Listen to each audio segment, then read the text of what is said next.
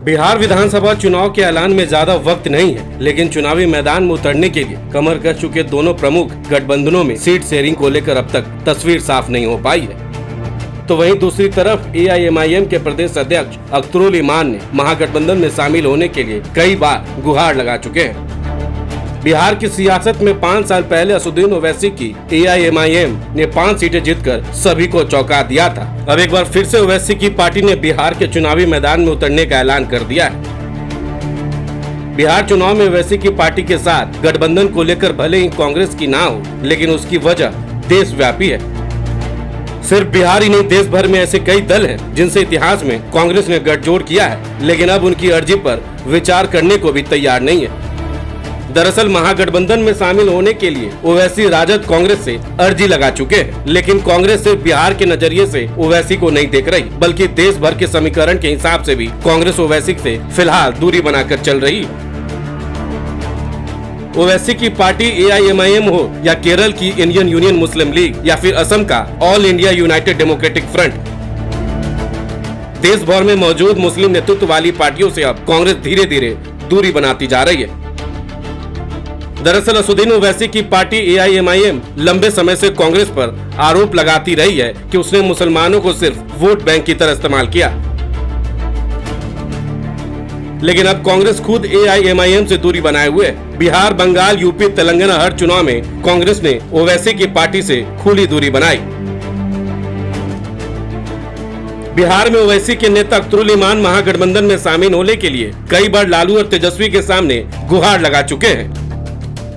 RJD प्रमुख लालू यादव को पत्र लिखने से लेकर उनके दरवाजे पर दस्तक दे चुके हैं। इसके बावजूद कांग्रेस और RJD महागठबंधन में ओवैसी को एंट्री देने के लिए तैयार नहीं है। तो क्या अब हिमाचल का सियासी सीन बदल गया है? असदुद्दीन ओवैसी के बिहार चुनाव में उतरने से 2020 की तरह मुस्लिम वोटों में बिखराव का खतरा हो सकता है। इसके बाद भी कांग्रेस और RJD उन्हें अपने साथ रखने के लिए राजी नहीं है, जबकि मुकेश सहनी और पशुपति पारस की पार्टी के लिए महागठबंधन ने दरवाजे खोल दिए हैं। ऐसे में सवाल उठता है कि आखिर क्या वजह है कि ओवैसी के साथ हाथ मिलाने के लिए ना तो कांग्रेस और ना ही RJD तैयार है।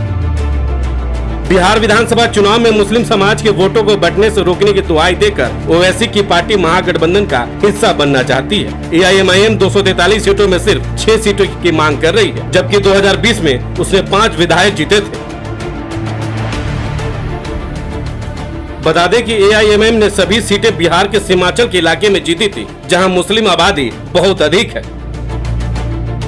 हालांकि बाद में ओवैसी के 4 विधायकों ने RJD का दामन थाम लिया था। सीमांचल के इलाके में ओवैसी का सियासी आधार माना जाता है। इसके बाद भी AIMIM को महागठबंधन में शामिल होने के लिए न तो कांग्रेस तैयार है और न ही RJD राजी है।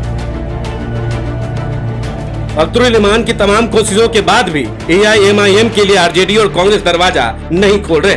इसकी बड़ी वजह ओवैसी की सियासी छवि है। राजनीतिक विश्लेषक मानते हैं कि ओवैसी के साथ हाथ मिलाने से फायदा कम और सियासी नुकसान ज्यादा है। इसलिए बिहार के इंडिया गठबंधन उनसे दूरी बनाए रखकर राजनीतिक दांव चल रहा है। ओवैसी की राजनीतिक तौर तरीके से वोटों के ध्रुवीकरण की संभावना हमेशा बनी रहती है। असदुद्दीन ओवैसी की छवि एक कट्टर मुस्लिम नेता के तौर पे है और उनके भाषण से भी इस तरीके के छवि साफ दिखते हैं। ऐसे में ओवैसी के साथ हाथ मिलाने से हिंदू वोटरों का ध्रुवीकरण होगा। ओवैसी के साथ मैदान में उतरने पर उन पर भी मुस्लिम परस्त और कट्टरपंथी पार्टी के साथ खड़े होने का आरोप लगाने का मौका BJP को मिल सकता है। आपको बता दें कि बिहार में सिर्फ मुस्लिम वोटों के सहारे सरकार नहीं बनाई जा सकती है, इसलिए RJD से लेकर कांग्रेस तक ओवैसी की पार्टी के साथ गठबंधन नहीं करना चाहते हैं। इसके अलावा ओवैसी के साथ हाथ मिलाने पर तेजस्वी और कांग्रेस दोनों के लिए भविष्य में सियासी खतरा उत्पन्न हो सकता है। बिहार में RJD और कांग्रेस की पूरी सियासत वोट बैंक पर टिकी है। मुस्लिम कांग्रेस RJD के परंपरागत वोटर हैं और ओवैसी की नजर मुस्लिमों पर ही टिकी है। RJD और कांग्रेस की पूरी कोशिश मुस्लिम वोटों को एक मुश्त अपने साथ बांधकर रखने की है। ऐसे में ओवैसी को साथ लेने पर मुस्लिम वोट के भविष्य में उनके साथ शिफ्ट होने का खतरा दिख रहा है। दरअसल कांग्रेस नेतृत्व का मानना है कि धार्मिक पहचान आधारित राजनीति आज के माहौल में भाजपा को हिंदू ध्रुवीकरण का मौका देती है। यानी कांग्रेस अब सॉफ्ट सेकुलरिज्म की बजाय साइलेंट सेकुलरिज्म की राह पर है। कुल मिलाकर बिहार का चुनाव एनडीए और इंडिया ब्लॉक के बीच सिमटता जा रहा है, जिसके चलते ओवैसी की राजनीति काफी मुश्किल हो सकती है। इस बात को आरजेडी और कांग्रेस समझ रहे हैं। ओवैसी ने 2020 में मुस्लिम वोटों का ध्रुवीकरण करके चौंकाने वाले नतीजे दिए थे। इस बार भी यह पार्टी अकेले दम पर चुनाव में ताल ठोकेगी, जिससे मुस्लिम वोटों का उनके पक्ष में झुकाव होना काफी मुश्किल है। यही वजह है कि ओवैसी को सियासी भाव देकर आरजेडी और कांग्रेस भविष्य में अपनी राजनीति के लिए नई चुनौती नहीं करना चाहती है। इस खबर में फिलहाल इतना ही। ये वीडियो देखने के लिए आपका बहुत बहुत शुक्रिया।